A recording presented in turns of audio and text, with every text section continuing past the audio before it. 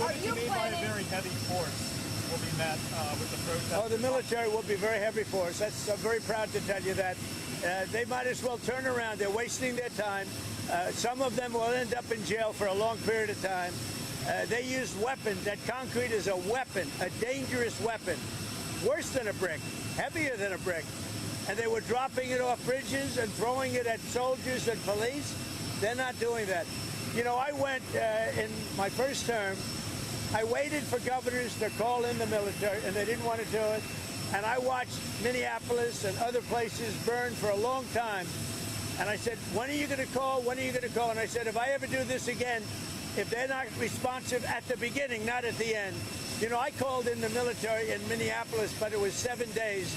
I waited for this guy, the same guy that ran for vice president, who's a very dumb person. He's a low IQ individual, like many Democrats are. But I waited for him to call him in.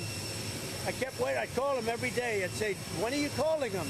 And finally I called him, because I'm not going to wait. They were destroying the city. The whole city was burning down. Horrible. Okay. A judge has set a hearing for Thursday from Governor Newsom's lawsuit.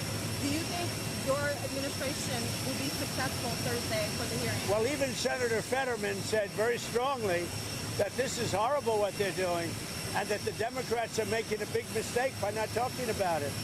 And I agree with that.